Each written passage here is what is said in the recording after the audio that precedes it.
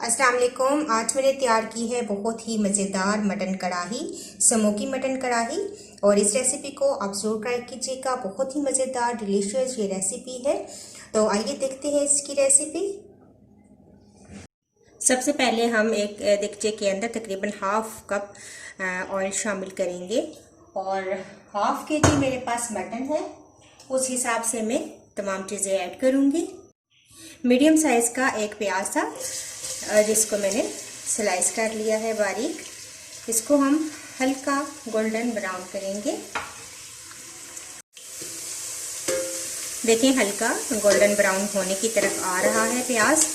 बस इतना ही हमने इसको ब्राउन करना है। अब इसके अंदर मटन शामिल कर देंगे। हाफ केजी मटन है मेरे पास। इसको हम थोड़ी देर भूनेंगे।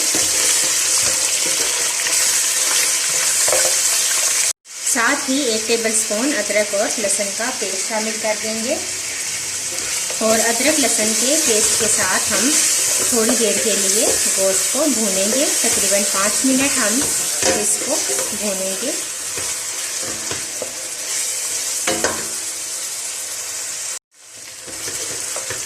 पाँच मिनट हो चुके हैं। मैं अदरक और लहसुन के पेस्ट के साथ गोश्त को अच्छा सा भून चुकी हूँ। अब इसके अंदर मसाले ऐड करेंगे। कोई पानी वगैरह मैंने इसके अंदर ऐड नहीं किया था। कुटी हुई लाल मिर्च शामिल करूंगी 1.5 टीस्पून। कलर देने के लिए देगी लाल मिर्च शामिल करूंगी 1 टीस्पून। नमक आप अपने टेस्ट के मुताबिक ऐड कर दें। हल्दी हाफ टीस्पून। साबुत सफ़ेद ज़ीरा 1 टीस्पून। इन तमाम चीज़ों को मिक्स करेंगे। 1 टीस्पून तकरीबन मैंने इसके अंदर शामिल कर दिया है धनिया पिसा हुआ। और अब मैं इसके अंदर शामिल करूंगी टमाटर। 3 से 4 टमाटर ले लें और इस तरीके से पेस्ट बना लें। इससे अच्छी सी ग्रेवी हमारी मटन की तैयार हो जाएगी। इसको मिक्स करेंगे। मैंने इसके अंदर लाल मिर्च का पाउडर ऐड नहीं किया। कुटी हुई लाल मिर्चों के साथ ही आप इस कढ़ाई को तैयार करें, बहुत ही टेस्टी तैयार होगी। अब मैं इसको थोड़ी देर मसालों के साथ और टमाटर के साथ गोश्त को भूनूंगी। और इसके बाद फिर हम इसके अंदर पानी डालकर गोश्त को गलने के लिए रख देंगे। थोड़ी देर मसालों और टमाटर के साथ गोश्त को भूनने के बाद अब इसके अंदर हाफ प्याली में दही शामिल कर दूंगी।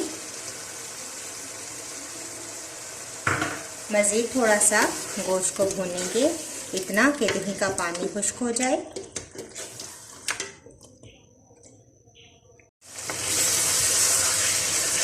तो देखिए गोश्त बहुत अच्छा सा भुन चुका है।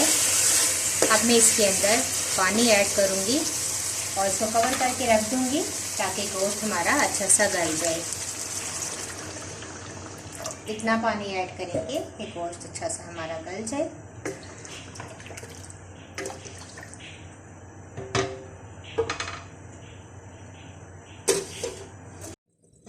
तो गोश्त हमारा बहुत अच्छे तरीके से गल चुका है।